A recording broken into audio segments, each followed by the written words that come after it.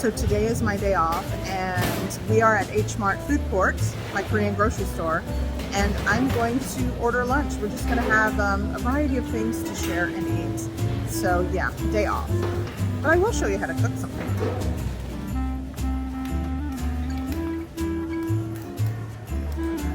You're doing good. High five. You're doing so good.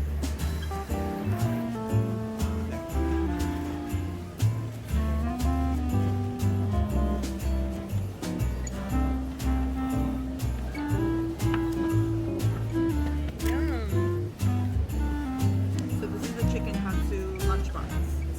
Awesome.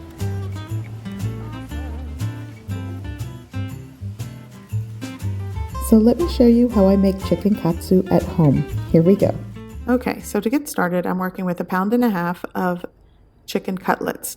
I took 3 small chicken breasts, split those in half, pounded them thin, and some of the larger pieces I cut in half. So now I'm just going to add some salt and cracked black pepper. Now I'm going to work on my egg wash.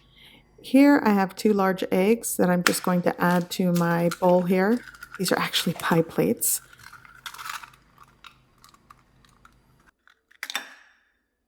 And I'm just going to give this a mix.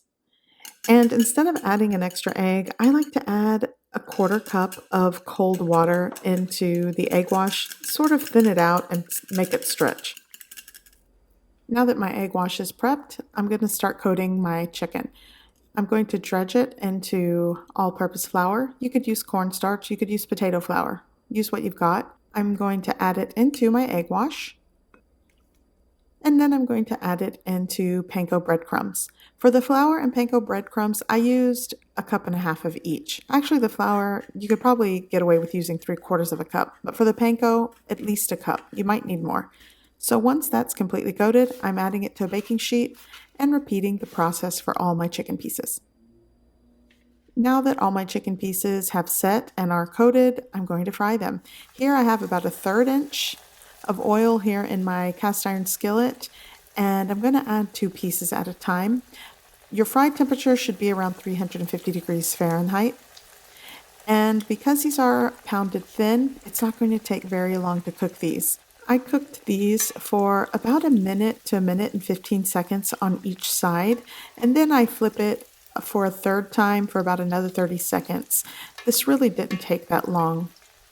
But once they are cooked through and get a golden brown color, just remove them and repeat the process.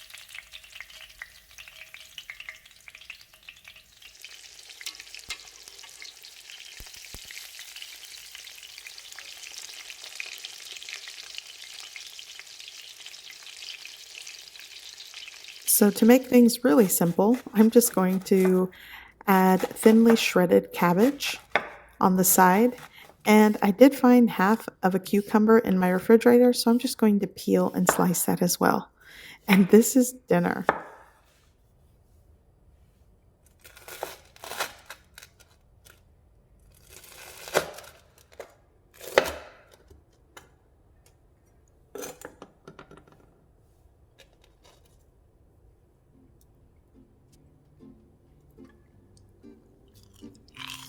After slicing it, I'm going to add it to a plate with some of that shredded cabbage and cucumber. I like to dress the cabbage with some mayo.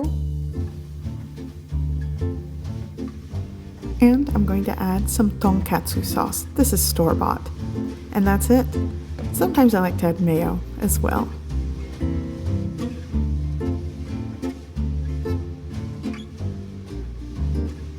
So I hope you give this recipe a try.